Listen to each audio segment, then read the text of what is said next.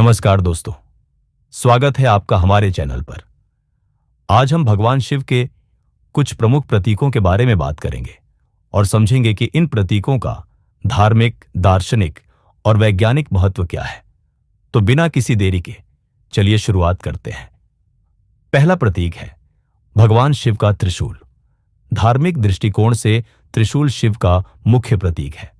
यह 3 पंखों वाला त्रिशूल सृजन, पालन और संहार का प्रतीक है, यानी यह ब्रह्मांड की 3 महत्वपूर्ण शक्तियों को दर्शाता है।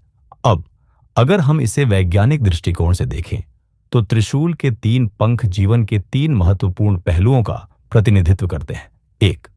सृजन, पदार्थ और ऊर्जा के निर्माण को दर्शाता है। 2. पालन, पृथ्वी पर जल, वायु, आकाश और अग्नि के तत्वों का संतुलन।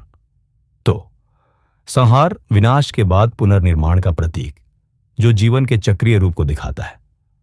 तो यह त्रिशूल न सिर्फ शिव के रूप का प्रतीक है, बल्कि जीवन के संतुलन का भी प्रतीक है। अब बात करते हैं भगवान शिव के डमरू की। डमरू की आवाज को हम ब्रह्मांड की नाद ब्रह्म के रूप में समझ सकते हैं। इसका मतलब है इस आवाज से ब्रह्मांड में ऊर्जा का प्रवाह होता है। वैज्ञानिक दृष्टिकोण से डमरू के ध्वनि तरंगों का प्रभाव वातावरण पर पड़ता है। डमरू की ध्वनि जीवन के ऊर्जा प्रवाह को दिखाती है, जो हमें जीवन की गतिशीलता और शांति को समझने में मदद करती है। तीसरे प्रतीक की बात करते हैं, नंदी। भगवान शिव के वाहन नंदी शांति, धैर्य और शक्ति के प्रतीक माने जाते हैं।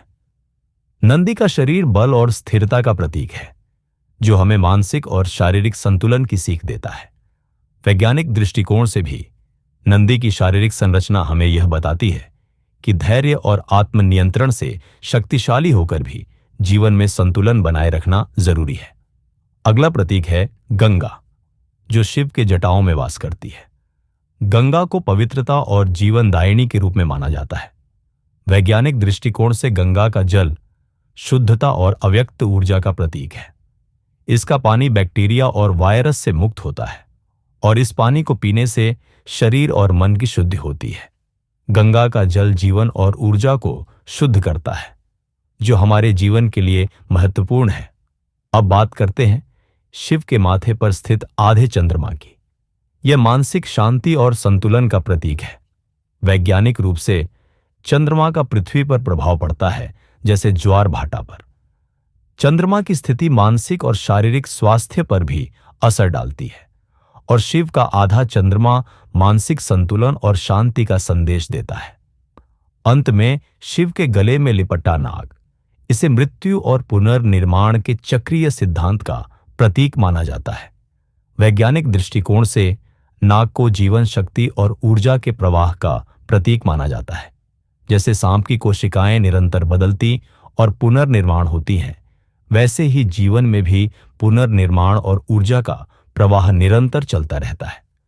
तो दोस्तों, देखा आपने, भगवान शिव के ये प्रतीक न केवल धार्मिक बल्कि वैज्ञानिक दृष्टिकोण से भी महत्वपूर्ण है। ये प्रतीक हमें जीवन के संतुलन, शांति और ऊर्जा के प्रवाह को समझने में मदद करते हैं। अगर आपको ये वीडियो पसंद आया हो तो कृपया लाइक और सब्सक्राइब जरूर करें, और यदि आपके मन में कोई सवाल हो तो कमेंट सेक्शन में हमें जरूर बताएं। धन्यवाद।